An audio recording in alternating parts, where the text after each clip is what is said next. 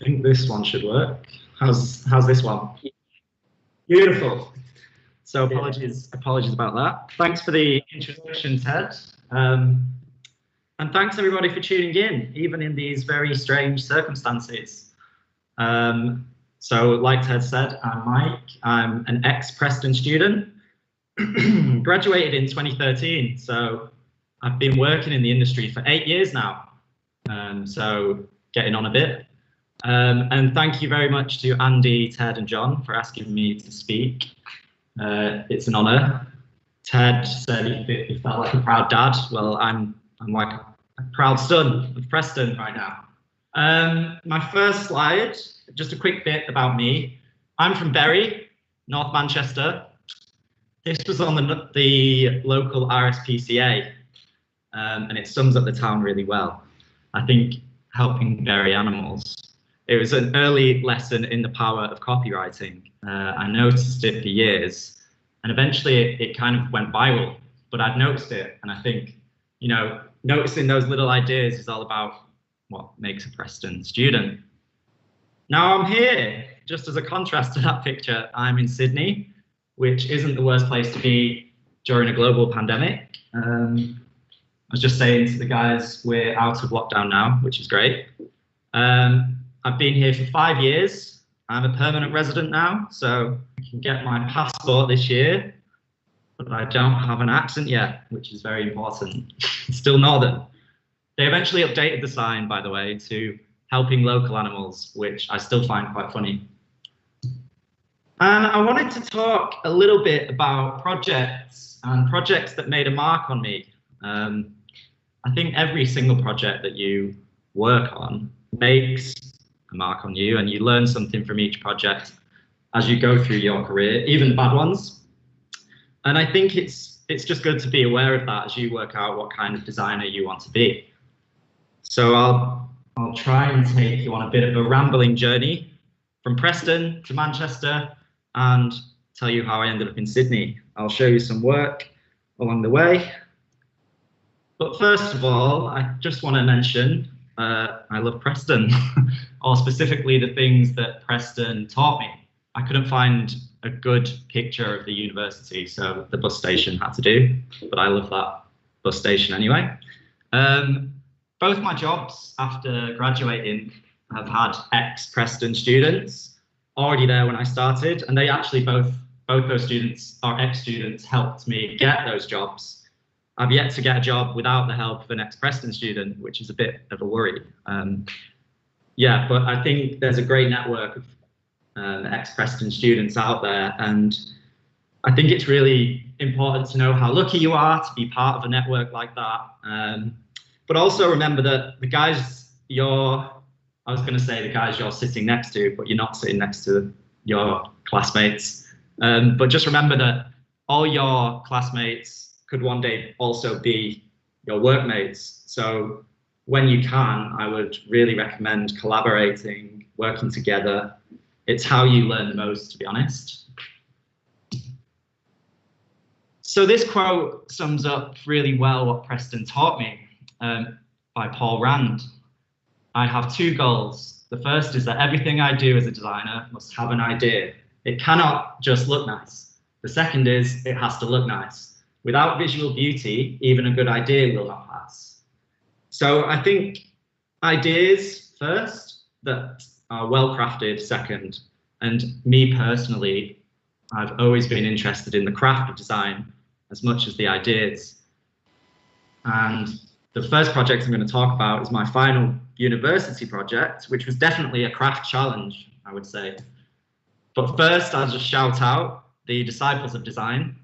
The blog is an amazing resource, and I think Ted, Andy, John, the guys do a really good job of keeping it constantly updated. I remember when I was a student, I used to check it all the time. I was like constantly going through all the links, all the old articles, looking at where all the ex-students were now.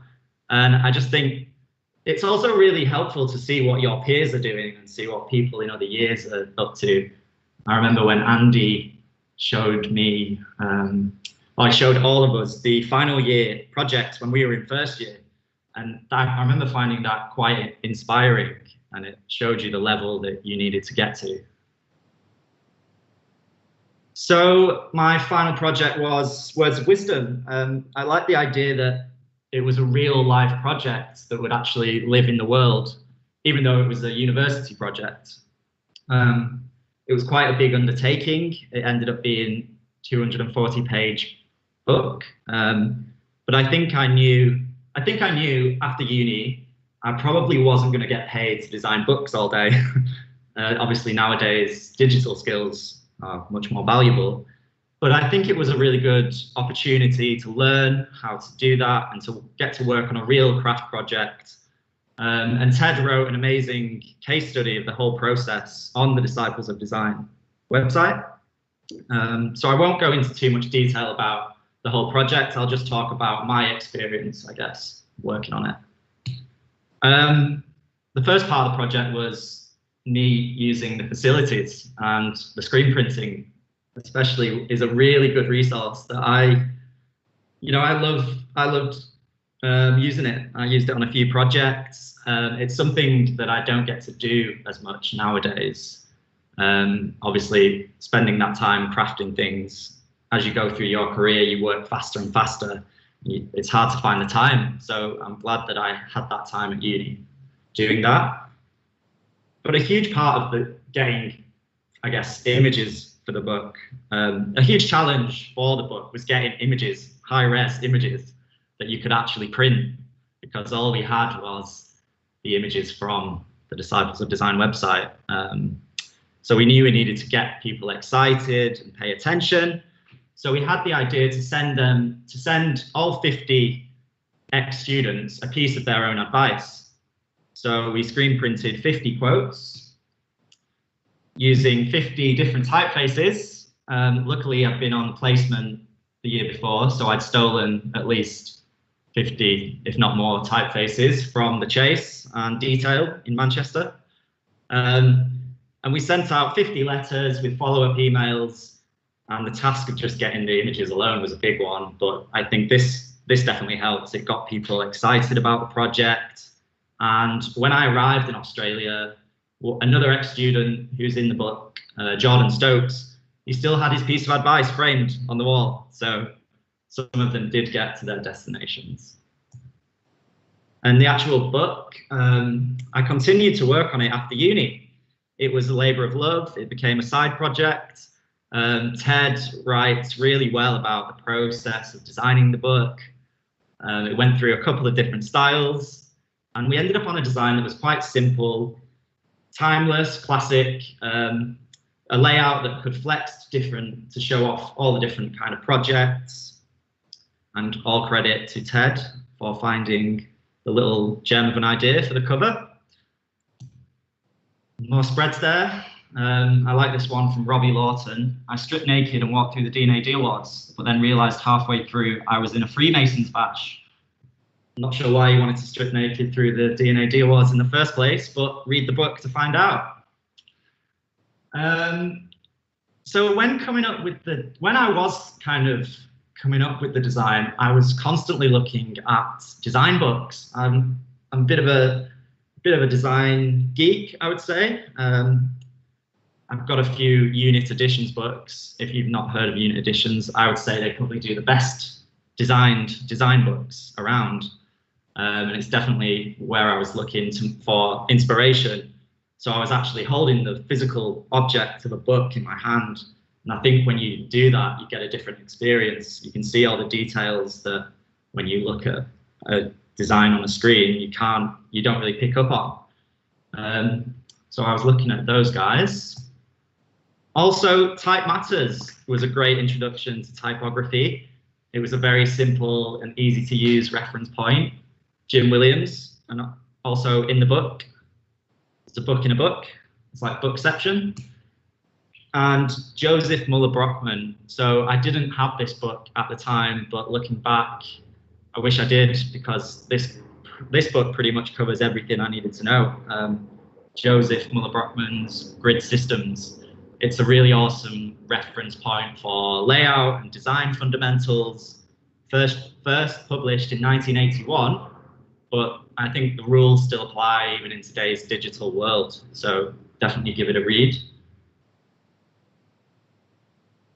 So 45 years of teaching, 7 years in the making, 50 interviews, 1,000 combined years of knowledge, 402 images, 240 pages, 300 GSM cover, and 120 GSM for the pages.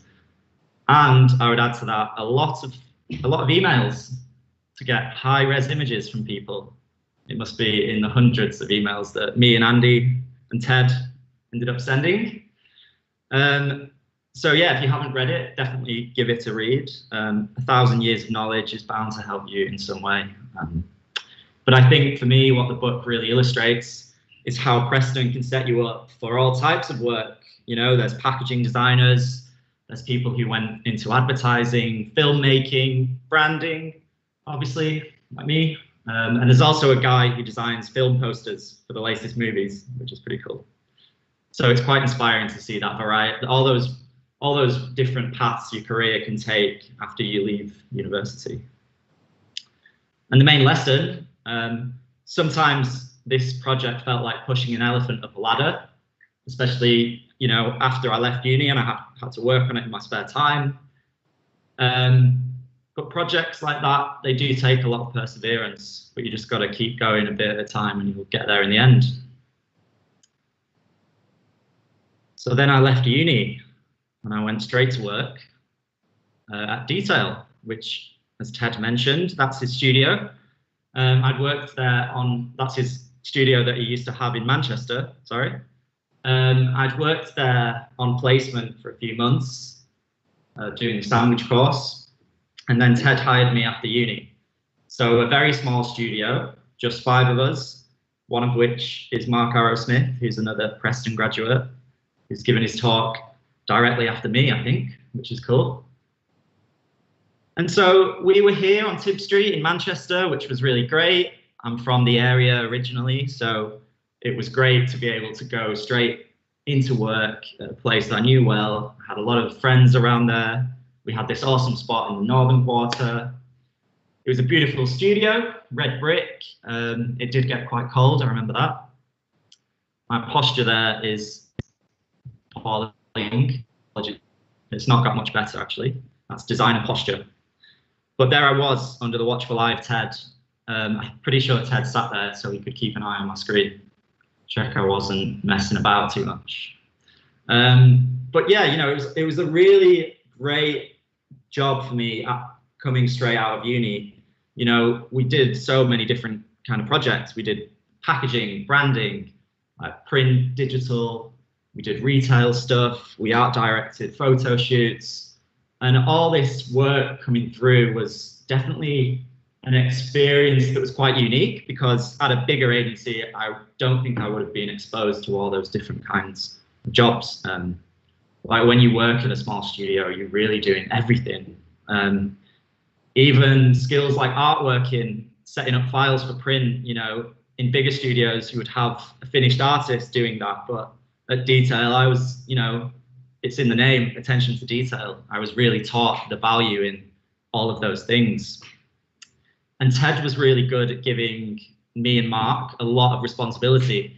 I remember, you know, having only been out of uni for a year, I was presenting, leading projects, meeting with clients. And I think the other point I want to make about that is how important presentation skills are when you leave uni. It's kind of like, uni doesn't really set you up for that, but when you get into the industry, you kind of realize how important those skills are. So whenever you can, I would practice.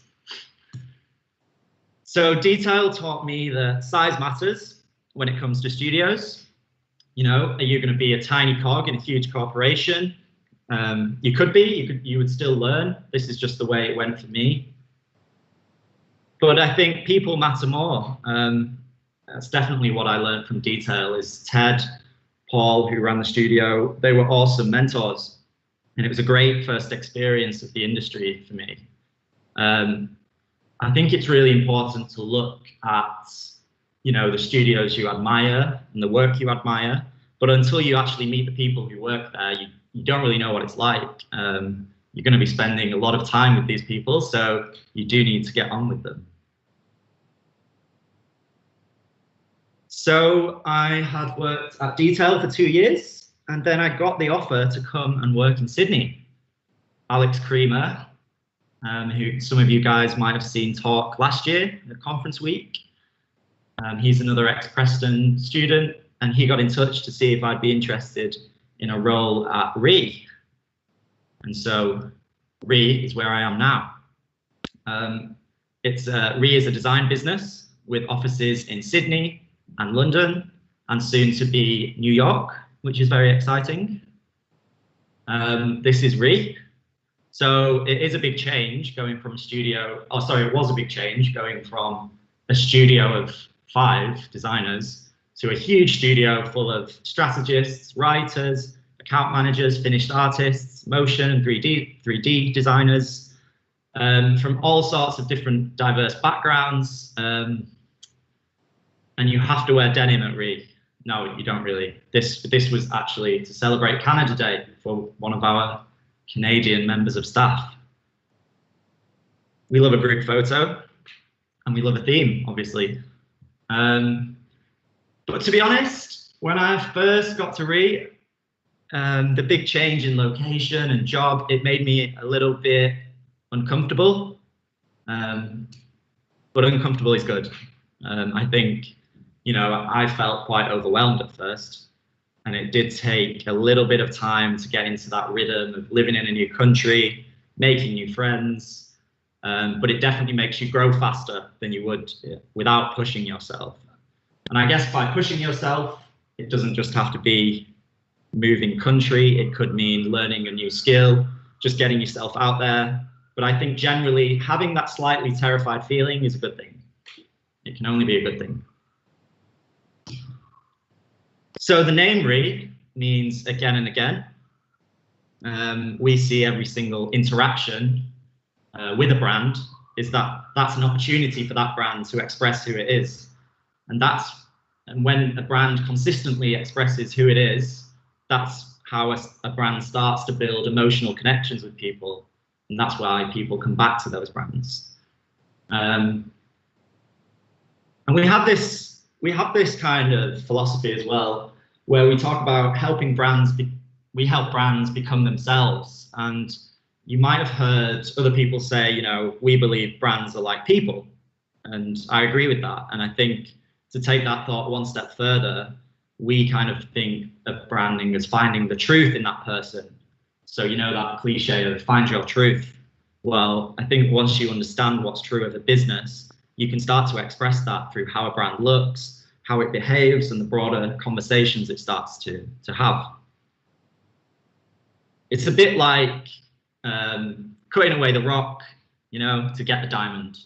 A lot of the brands that we encounter are like rough diamonds. They have a core truth, and we always talk about that core, like what's the core of this brand? What brand assets are gonna, you know, build equity in that brand?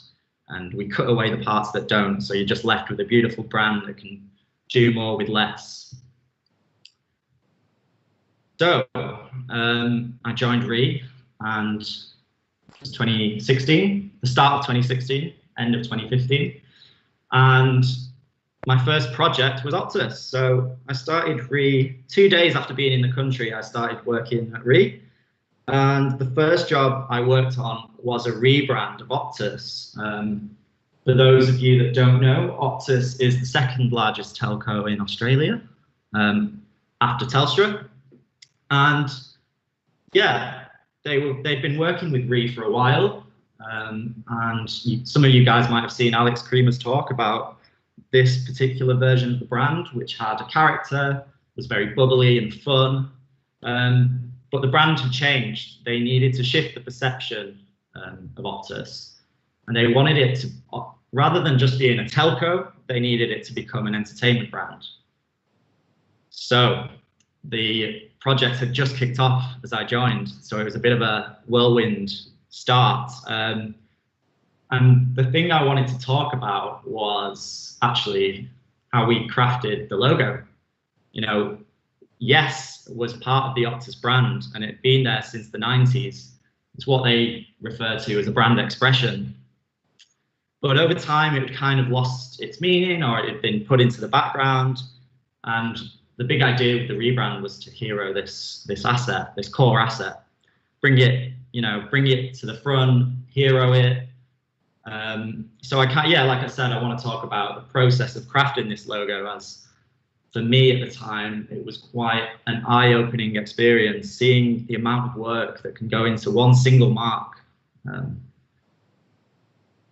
So we knew we needed a logo with energy and dynamism, and it needed to wrap around content, be expressive, but also function as a simple, standalone, iconic logo. It had to wear many hats, and it had to work hard for us. So one of the designers, Mariko Elliott, who's an awesome calligrapher, produced this mark, which was kind of agreed in the studio as having the right feeling and the right energy for the brand. But at this stage, we enlisted the help of Dave Foster, who is an awesome type designer based in Sydney. So we digitized our sketch and we sent it off to Dave, and he came back with this.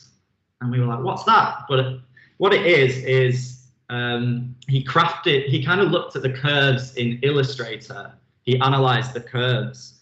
And so the one on the left is what we sent him, and then the one on the right is kind of him tidying up the curves, making sure they all flow into each other, which was kind of interesting.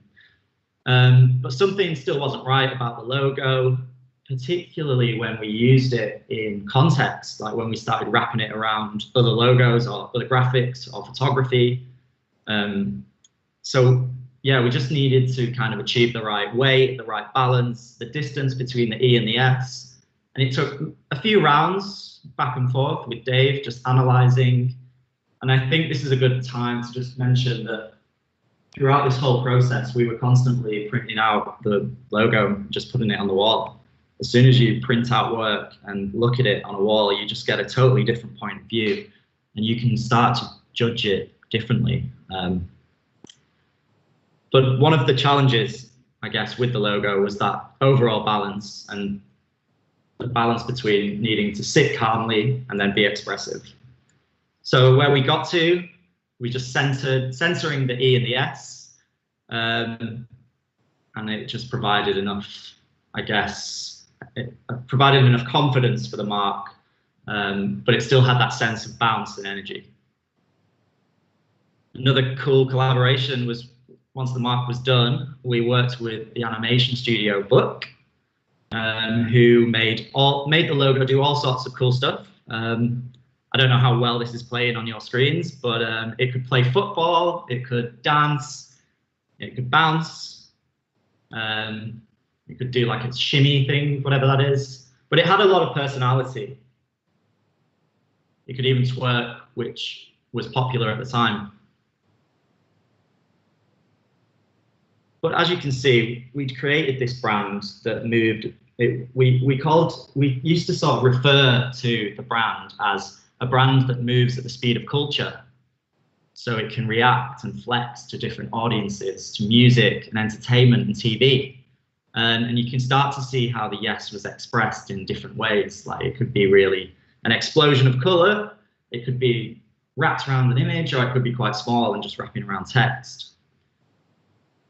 And this quote really stuck with me, actually. So Chris was the creative director at the time, Chris McLean, who was another ex-Chase designer who'd moved over here a few years before. So brands are not flat surfaces. They're more like landscapes with peaks and troughs, calm bits and frenetic bits. And I just think that's a really interesting idea, to think about brands like they can have these really quiet moments, and then they can have these wild, expressive moments. And I think the Optus brand is a really good example of that thinking in action. And so the brand could shift to different kind of content when it needed to. We called these different executions brand worlds in the studio. So the brand kind of changed its skin when dealing with these different worlds of content. So this one, all about entertainment, We worked on the packaging for their entertainment partnerships. This was a set-top box, and the idea was that there was a world of entertainment inside. And even when working on big brands, there's always like small moments where you can have ideas and see them come to life. The music world got a bit moody, and it got a bit kind of atmospheric. And then obviously Premier League was a big piece of content, the key piece that Optus acquired that year. So they got the exclusive rights to Premier League football in Australia. So we created this world using team colours, the yes wrapping around the lion, and just different, I guess, different executions of the brand. We actually got in touch with Design Studio to make sure they were okay with us wrapping their new Premier League logo with our new logo, but they were, so that was nice. Some bags, so the bags were all the Premier League team colours, the Chelsea, West Ham and Stoke bags here. No one wanted a Stoke bag, to be honest. But that was then. So yeah, that was 2016. And we kind of have an ongoing relationship with Optus. So we do lots of stuff with them. And last year we worked on a brand refresh. So the brand since those days has kind of developed and it's continued to evolve even more. And as we work with the client and, you know, the company changes CEOs and sometimes the strategy slightly shifts, which is what happened here. You know, the strategy, or I guess the ambition of the brand was to become a lot more premium, especially in the technology space. And also they wanted to reaffirm their network. But before I talk about that, I just want to mention, you know, the process a little bit, I guess. We looked at every single aspect of the brand, from core assets, typography, color, the photography, the retail stores, the packaging, how they do campaigns, how they work with partners like Apple or Samsung. And the clients themselves were constantly on the journey with us. You know, we were collaborating with the clients. It wasn't that traditional system of a client being presented work that's finished in a polished keynote deck. It was a much more hands-on approach, which was an interesting way to work, and it worked well. We got decisions made much faster that way. So where the brand's at now, this yes mark has evolved a little bit more. It's now representing the network. So it's meant to feel ethereal and it's made out of the air. The Optus network has kind of been developed to be much more reliable and usable across Australia. So now they can really start to compete with the biggest telco, which is Telstra. We completely reinvigorated the design system. So we simplified the color. Type is used in a much more confident way. And you can see that how it starts to have that premium feel. We could use the yes at different crops. And a big part of the project was partnerships. How do Optus deal with Apple devices or Samsung products, you know? The key thing here was the work could never lose. You could never look at it and think it's an Apple ad. You need to look at it and think, oh, that's an Optus ad within seconds, you know? So the brand attribution had to be really high at these touch points. You know, we work with the in-house team at Optus, so we've got a lot of control over individual touch points. So you can really start to craft things. You know, each kind of product can have its own little, I guess, bespoke solution, whereas it still feels like it's part of the entire brand system. And we worked on a retail system, you know, like working on how they fit out all their stores, their different stores throughout Australia. We came up with a packaging system using the expressive type and the yes crops. And I think now, as I mentioned before, I think Optus definitely has that sophisticated tech feel, but it definitely hasn't lost any of that energy and that dynamism from the original rebrand. alongside this work, we collaborated with Future Deluxe on these 3D animated idents. So these were some initial sketches that we got back from Future Deluxe. If you haven't heard of them, you should definitely check them out. They do some amazing stuff. They did the BBC Two idents, which are really cool as well. But yeah, I think the idea here was we wanted to push the yes mark as far as it had ever been into new territory. And we had the idea that we wanted to bring to life different elements of the Australian landscape through the yes mark. So I mentioned before, the yes is meant to be made out of air and it's ethereal. So we were playing with elements like wind and water and how they can start to reveal the yes. So I'll play the 4 idents for you now. Hopefully it's not too glitchy.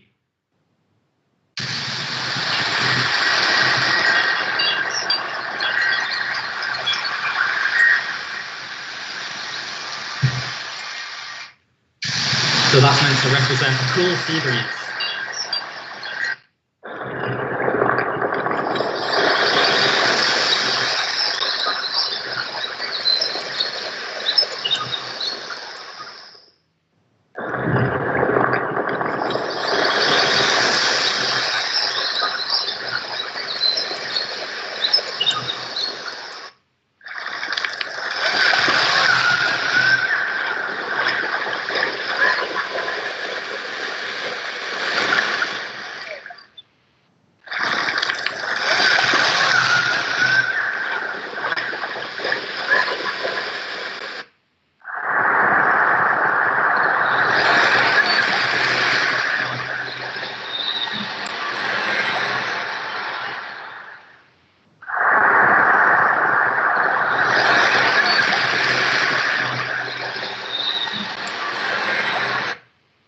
So 20 heads are better than one is probably the key learning from working on the Optus work. I think, you know, for the original rebrand, there was probably 20 of us as the core team in the studio that were working on it.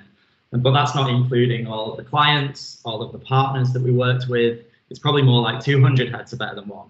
But I think the biggest lesson I learned was how many people it takes to create a big brand. I think collaboration with the right specialists, bringing the client on the journey, but in general, you know, collaboration is key. Work gets better when you ask for someone else's opinion. You know, when you're at uni, it's very siloed and individual, but I definitely recommend working with other classmates as much as possible. I know it's D&AD time. D&AD is coming up soon, and that's always been a great opportunity to kind of work in teams and get some good ideas out there. So I'm going to talk about a couple of other projects that I've worked on. This first one was a project I worked on a couple of years ago at the end of 2019. It was a tequila company called Session. And they had this tequila. It was really tasty. It was winning tequila awards. They were really happy with it. But they had a few problems though with the brand. Well, they didn't really have a brand for starters, and the bottle, the bottle was too big for the shelves of BWS, which is a global liquor store. So it couldn't even fit on the shelves of the bottle shop. The other problem, people were mistaking it for, people thought it was vodka when they glanced at it. I think it might have been the typeface looking a little bit too Russian, or just the size of the thing. It was massive. But yeah, they had this strategy. They had this amazing tequila, and they wanted to break into the American market where tequila is very popular. But you know, to do that, they kind of needed to rebrand essentially.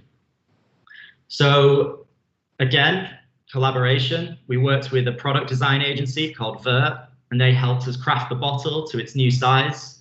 You know, they sketched it out in CAD. It's kind of cool. And yeah, so we came up with these new bottles, much more of a premium feel. Each bottle had its own kind of detailing, like foils and embossing. But you know, the bottle was only the start of the project. Really, we had to look at the entire brand and like, what did we want this brand to feel like? You know, traditionally, tequila is the party drink that you do shots with it. Although that probably hasn't happened for a while in lockdown. But yeah, like Session wanted to reposition tequila from the last drink of the night to the first. So it's just a slow drink. You can sip it. It's nice and easy to drink. So they essentially wanted to shift people's perception of the brand.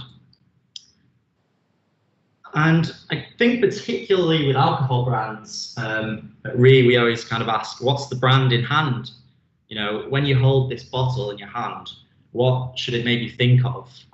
And, you know, for Session, it was definitely the beach at sunset or a sunset escape. It's about slowing down and sipping tequila. You know, we wanted to evoke that feeling. And I think that's what, at the start, when I said ideas can be subtle, I think this is a good example of that. It's more about the feeling of being on the beach rather than any kind of visual idea. Of course, we still had to put a little visual idea in there. So the O in the logo just dips over the horizon like a setting sun. But yeah, like I think a big part of the project was the art direction. So all the photography used muted tones, long shadows across everything, the textures, everything had that sunset feel across everything that we shot. And they had these different flavors, reposado, mocha. And these flavors were really good for cocktails, and the cocktails were a big part of the experience. So again, you can see the art direction coming in. It starts to feel like a real sophisticated premium tequila brand that you would drink slowly. And some print design where we started to bring all those different things to life. It's interesting, the typeface that we chose was used across everything. So even on the bottle label for the T's and C's, it was flexible enough to work for everything, which was cool.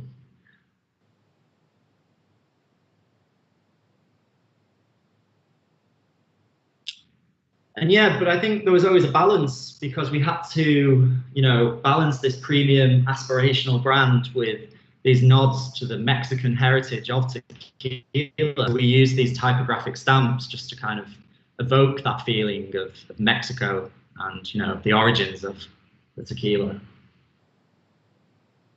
And of course, you know, a massive part of any brand is copywriting, you know, is writing. We came up with lines, you know, all about slowing down, you know, savor every sip, recline with lime. It was all about taking things slow, relaxing with a drink. And I think that's actually another thing Preston does well, is it encourages you to think about language and how language can start to bring ideas to life, as well as graphics, you know. At RE, we have a team of writers, and I think any brand agency kind of needs that. You know, every single brand has a tone of voice and a distinct personality. So you definitely need writers to kind of help out with that. So keep writing. Even if you think you're not no good at it, I think just keep trying, because, you know, I don't know if I learned this from this particular project or if I've just picked it up along the way, but yeah, I would really encourage you to kind of write your own headlines. Don't use lorem ipsum. That's definitely what one of our creative directors always tells us. You know, Shannon Bell, she's called. She's worked her way up from being the kind of head of copy to creative director. And I think writing and language and words can unlock so many ideas. And it's a good way to get the ideas flowing, even just by writing. I'm just going to talk about a couple more projects that I worked on. So this was I want to show you guys this project because it's a very kind of Preston-esque project, I would say. One Ventures, so they are a leading Australian venture capital company. So they invest in a lot of companies, but especially companies in the healthcare and the technology space. And the thing that I guess we picked up on when we were talking to the guys is how much they know about the industries they invest in. You know, some of these guys have PhDs, they're super smart, and they're definitely experts in their field. And they're definitely what you would call active investors. So they use their expertise and know-how to make changes in a business. They're not silent investors. They go in and they change things, and that helps shape that business's success. So the logo is very simple, just combining the 1 and the V. And I think often ideas, they're born right at the start of projects sometimes. Like even when we work with a company, we're defining the strategy of a company. I think that's sometimes where, you know, later down the line, you get visual ideas. So the personality for this brand that we defined in the strategy was the expert playmaker. You know, that character that's pulling the strings behind the scenes, not always taking the glory. Like a Paul Scholes character, if you will. I just wanted to get Paul Scholes in the presentation, by the way. But yeah, that idea of the expert playmaker, it got us thinking about this, you know, what's the visual idea, and this idea about the missing link or the final piece of the puzzle. So once we had that, I think it was very simple. You can bring this idea to life through typography, how one ventures are that final piece of the puzzle that makes the difference for the companies they invest in. You start to see how that comes into language, from beta to better. And the 1 is in the better. Real returns that make a real difference. And you've always got that one single pop of orange, that one thing on the page that kind of guides you through the brand. 1 new message for the compliment slip, 1-to-1 for a business card. So you can start to use language with the 1 as well. And I think, yeah, the other thing the brand really, really needed was personality, because this category can be quite dry. And we introduced this character. She's called Olive, and obviously the 1 is hidden throughout all of the scenes that she's in. But we liked the idea that there was this one single character kind of leading you through the brand. Liked the illustration style, liked that it had a sense of intelligence and it had an almost editorial quality to it. And yeah, these illustrations were done by a Polish illustrator. He's called Paweł Milner. You should check him out. It's really cool. And illustration, you know, it's kind of like, it's definitely what made this brand have personality that it does. And in the boardroom, 1 ventures is the missing link. Another way we pushed the idea, I guess, was even the team shots. So we photographed the entire team in between ththese huge shapes that were all alluding to a big number 1. We actually got the idea from this iconic image of Wim Crowell, where he physically made these boards for an exhibition. There's a shot of him stood in between his work. And if you don't know Wim Crowell, you should definitely check him out. He's a design legend, I would say. So yeah, the shots created nice graphic shapes that we could use throughout all of our kind of materials in the layout of a case study, for example. And yeah, I think the brand was really well received. We had a little launch with the team, and they themselves presented the brand to everyone in the company. They wore the t-shirt. So yeah, I think the big lesson that I learned here was that the Preston way of thinking is a gateway to strategy. So what I mean by that is the Preston way of putting a problem before any visual solution or style. It really helped me when I got into branding to understand strategy, because like when you start working, you know, in the industry, in branding at least, your work is helping to solve real business problems or, you know, capture new audiences. It has to work hard. So it's kind of like you realize that value of thinking strategically, and it definitely gives you a little head start if you're already kind of thinking that way from Preston. Another project I'm gonna talk about this project. This is something we're working on at the moment. So we've actually just launched this new brand, but it's still an ongoing project. It's for Domain. They are like the go-to company for property in Australia. So, you know, when I moved house recently, I just went on the Domain app, found a very expensive place in the middle of Sydney, because everywhere's expensive here. And yeah, I moved. So we've started working with them after winning a pitch, and they wanted to be more than just an app, I guess. They wanted to be more than just property listings, you know. They wanted to kind of be this place that brings the clarity to all things property, you know, not just finding a new place. They want to kind of go into other areas. So this is just the start, really. It's quite an exciting time. Just a note on the logo. The actual logo was good. It had a lot going for it. You know, it had a very simple, good idea. We didn't really think we needed to change it. You know, everybody in Australia probably recognizes that M on the app screen. So that's what I guess before, when I was talking about the core of a brand, you know, keeping the bits that work hard for you. It's really important. We just tweaked the logo, you know, the typeface just became a little bit more contemporary. Our real challenge was creating the wider visual system. So yeah, we had this logo, and this new geometric typeface gave us these very geometric shapes, which kind of became the basis of the whole visual identity.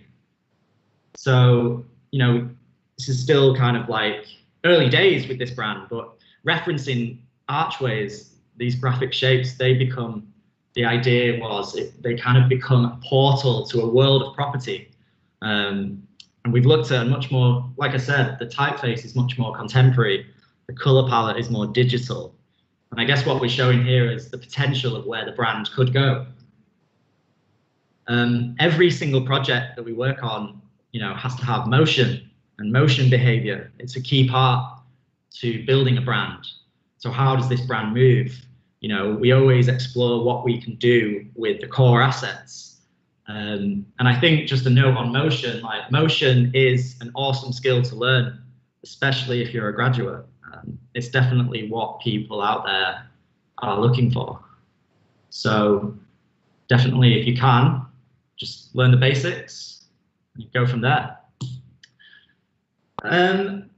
So Re is part of M&C Saatchi, the ad agency. So we're kind of like a group agency. So often when we're designing a new brand, we're kind of working with the agency, alongside the agency on the campaign. And so we can help with the art direction and the rollout of the new brand. So this campaign launched just at the end of last year. I'll show you a couple of the ads that they produced. They're only short.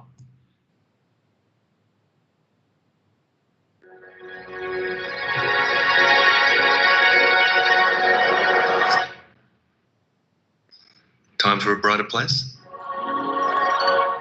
See the possibilities on Domain.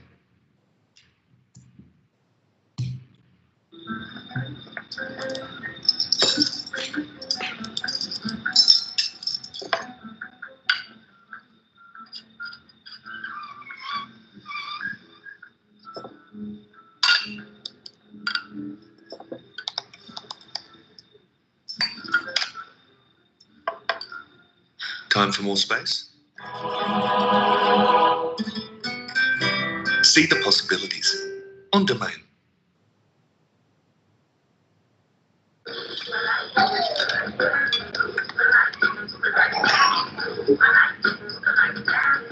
Time to think about school zones?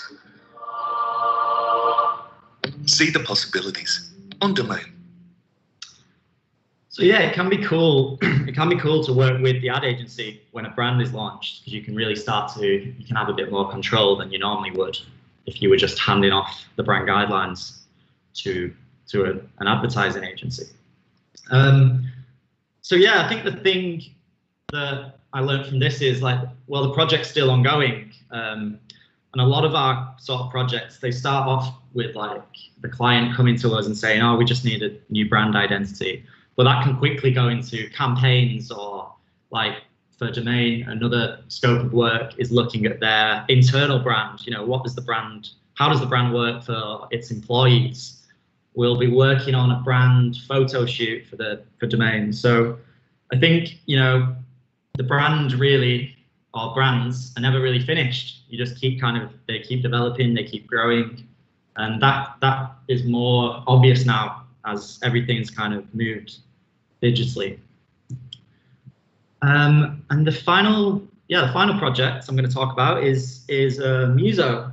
So this is a freelance project. It's a live music app.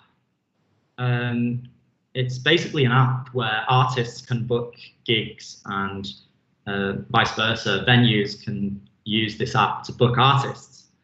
So it's kind of like quite a revolutionary product, I guess, for the Australian music scene. By the way, this isn't my work. This was what their old brand looked like. I took this project on as a freelance gig in between working on studio projects.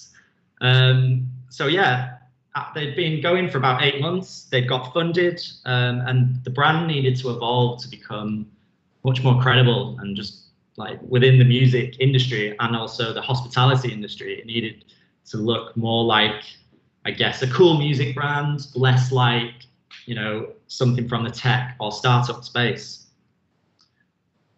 So there was a lot of back and forth. These were some like early sketches, had lots of different concepts and ideas. They are based in Melbourne. Obviously, I'm in Sydney, as I mentioned. So it was kind of like a bit of back and forth with their CEO. The CEO had a vision, but it's hard to hit the mark without sitting down with him face to face and talking to him. I think it's so important to actually be able to go there and talk to the people face to face in real life, and you start to understand their company and what they're about.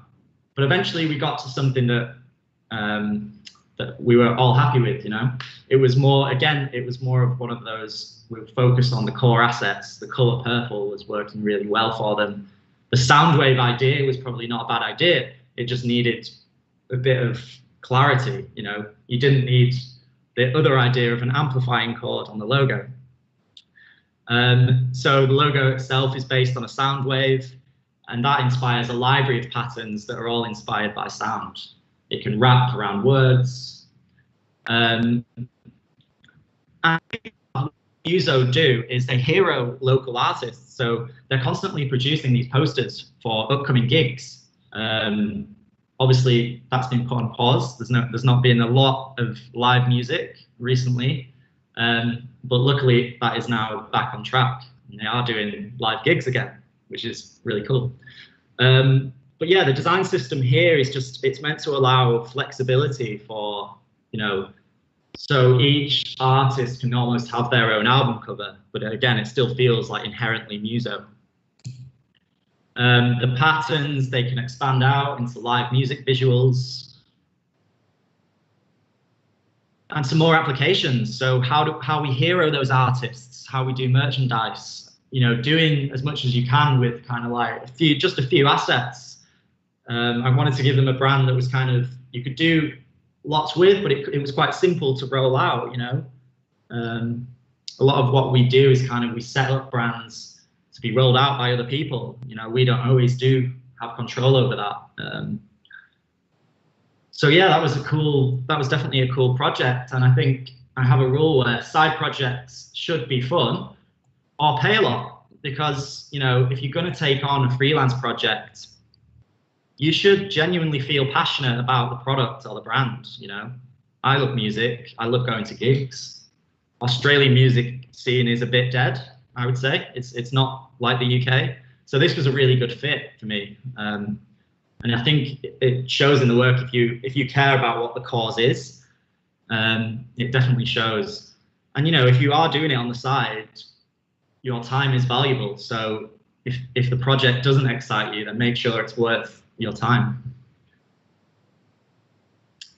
So yeah, that's what I like about branding. You know, it's a way to be interested in the world and what's going on in culture. I think, you know, to be a good brand designer, you should be interested in the world, but also branding starts to get you thinking about the world and what's going on. And, I was thinking before, the very unique thing about working at RE in Australia is that the brands that I work on, I actually get to interact with every day, I bank with Combank, with Commonwealth Bank. My phone plan is with Optus, shop at Woolies, and move house with Domain. It literally is affecting my life, and I'm designing these brands, which is cool. I think that's also the unique thing about Australia. It's a smaller design scene, so it's kind of like you're more likely to work on brands that you interact with every day. So I'll leave you with three pieces of advice. Be interested in the world. So be curious, be interested in the world and what's going on. That's how you get the best ideas, I would say. Decide what kind of work is for you. Think about the kind of studio you want to work in and craft a portfolio that fits for you. And scare yourself, take your opportunities where you can, because that's what I did. And I think I benefited from it. So I would say do the same. Thank you. That's it.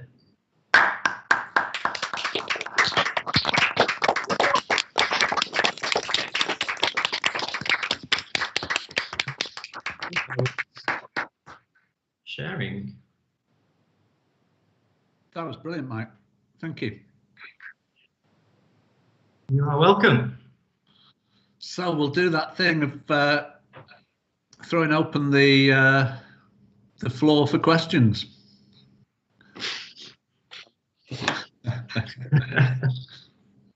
Any questions for Mike? I think that was a really interesting talk.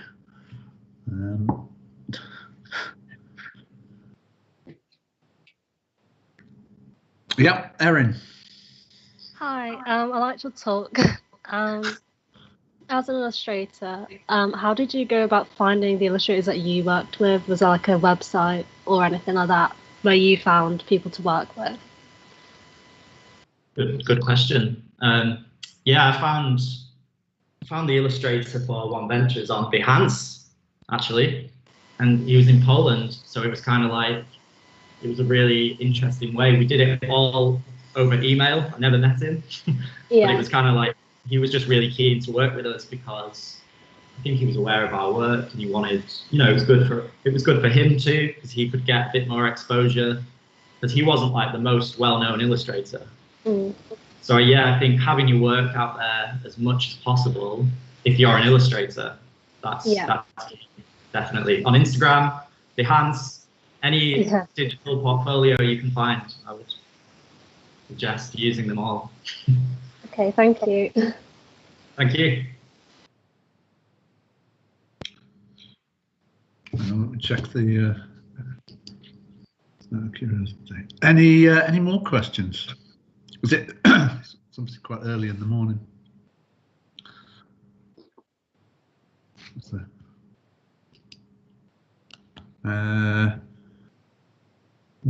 Right, so one of the questions is, what about RE could you say really stood out to you as an agency? Well, Alex Creamer worked there, and I knew the kind of work he did,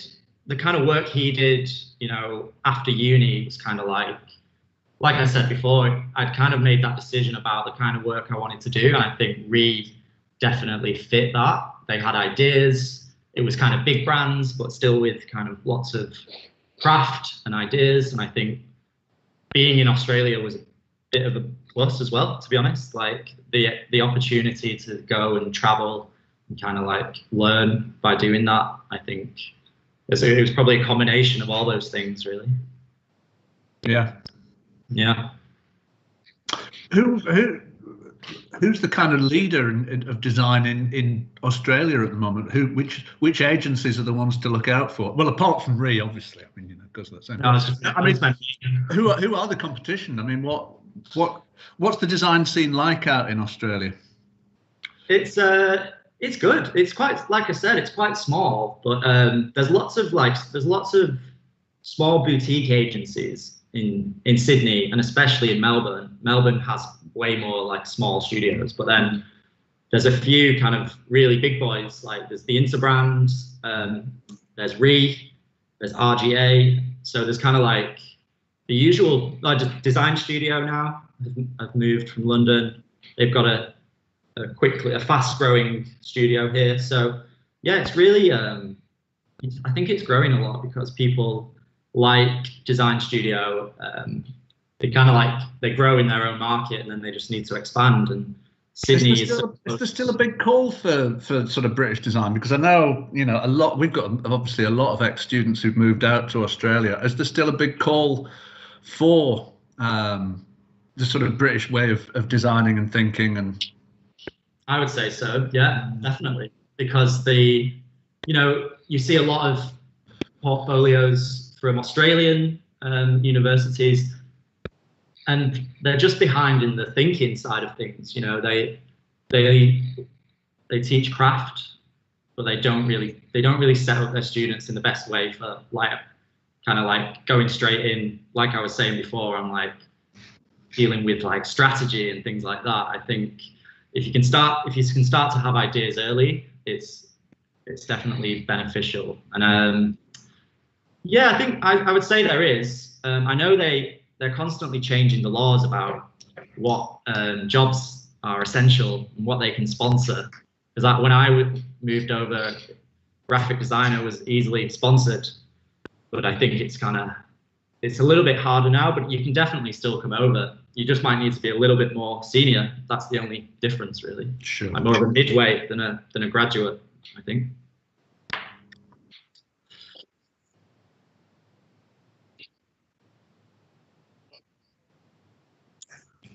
You know what? I know a lot of people who've worked at Frost, but I've never met Vince. But yeah, like I know loads of people who've worked there. Yeah, just never.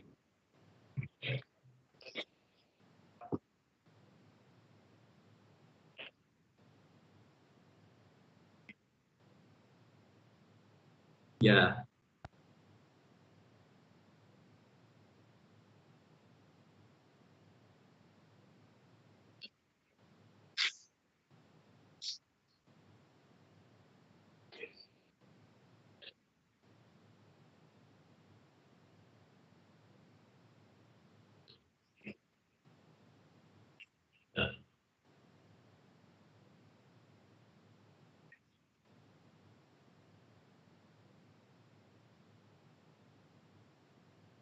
yeah, yeah. I think Chris was the same. Chris McLean worked with Mike at Interbrand. So yeah, when I joined he was creative director. He definitely talked about, you know, like kind of not knocking Frost off his perch, but like they definitely wanted to like bring something else, because at the time I think there was only really Frost doing anything interesting, and those guys kind of came in and yeah, they changed. I guess they just moved branding on a bit. I still think it's probably a bit behind what London might be like in terms of like client understanding of branding and things like that. But that's yeah. But I think that's part of the job. You know, your job is to kind of take, like I said before, like take them on the journey. Yeah. Got a question from Jonathan. Hi, Mike. That was really interesting. Thank you. I just a question that keeps popping up for my students. What are kind of your go-tos when you're stuck for ideas or inspiration? Oh, okay. I've got a good one for this. All right. So you get a blank piece of A4 paper and you draw a grid with 20 squares. So a 4x5 grid. And then you put an idea, no matter how shit, in each square. And you've got to finish every square. You've got to do every single square, right? You've got to get to the end. And honestly, after the 6th idea, you'll want to stop, but you've got to keep going. And then I reckon out of that, there'll be the start of an idea. That's I'm actually going to do that in a lesson in a few weeks, I think. It's a practical technique, but yeah, I've used it and it works. It definitely works. But yeah, I think the point is like a good idea. You just got to like talk about it as well, and that'll give you the start. The box grid will give you the start. It won't give you the entire idea finished. I think talking about it and thinking about it makes all the difference after that. Yeah. Cheers, mate. Do you have any more questions? There's about 5 questions in the chat. Yeah. Yeah, we've got, which agency did you enjoy most working at, and what was it? No pressure here, Mike. And what was it that was different about it compared to the others, I think? So which did you enjoy most? And he's directly next to you. But I am in Australia, so you can't get me. Yeah, I think they were just so different. That's the main point of like I was trying to make, really. Like going from, it's basically just a studio with your mates, really. It wasn't. It didn't feel like, corporate or like hard work. Got along with everyone really well. But then as soon as you go to somewhere bigger, it's like you're just suddenly thrust into this world where like it's quite overwhelming. I found it quite overwhelming, but like in a good way, because you start to hear, different opinions and different points of view, different ideas. And it just it starts to like, I guess, broaden your like experience and your knowledge of design, really. You kind of look at things you probably wouldn't have looked at if you're just with a few people. So it's kind of hard to say which I enjoyed more, because like one kind of led into the other. I think detail really set me up well for going to a bigger studio.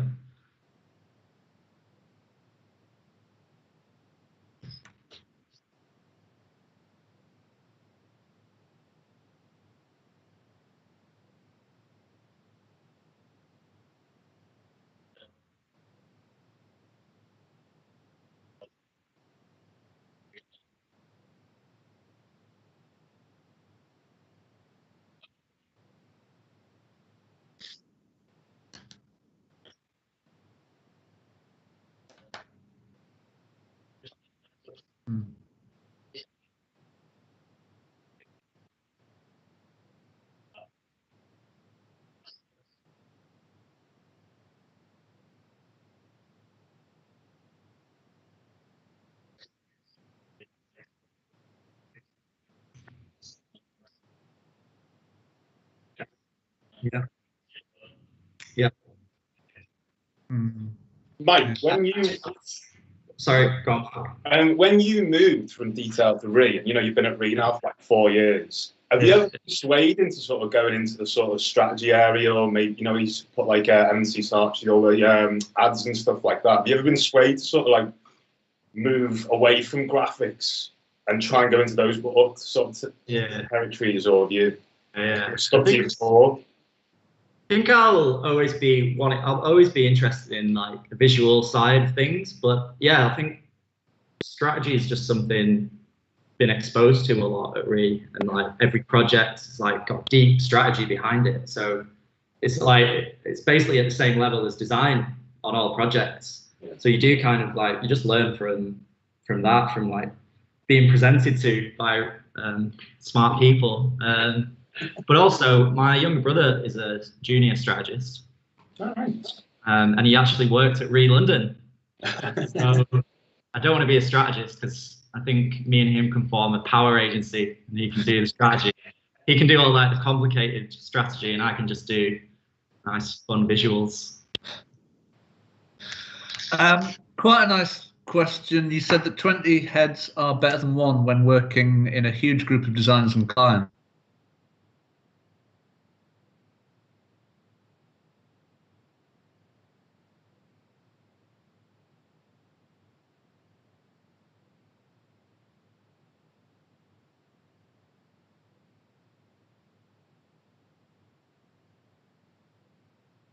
and I'm presenting Optus to another creative director in Sydney.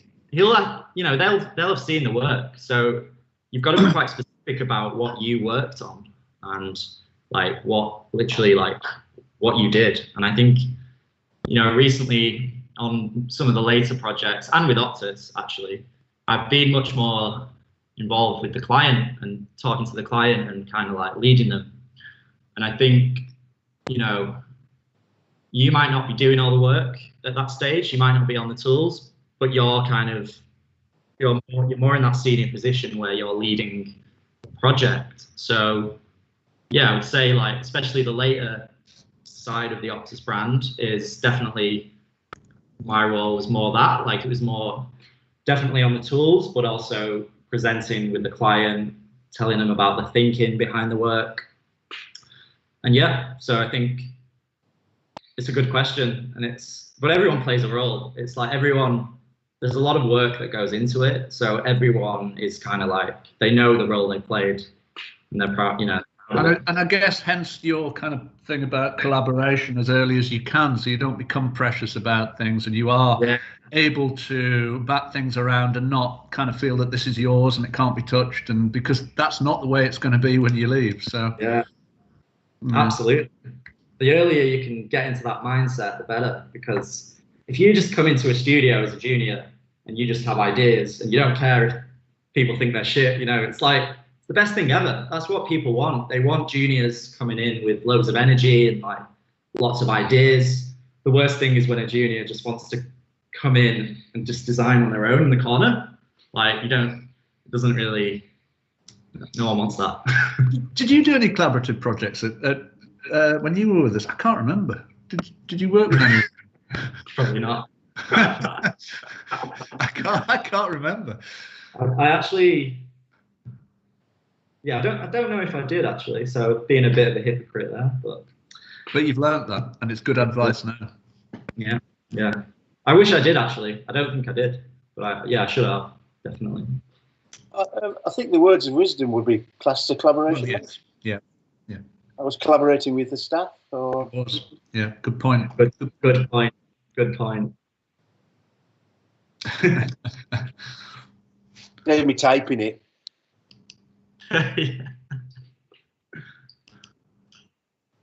Yeah, it was a good. We could move on. I mean, if there are no more questions, then I think Mike definitely deserves another round of applause for that. It was a great talk. So cheers, Mike. Appreciate it.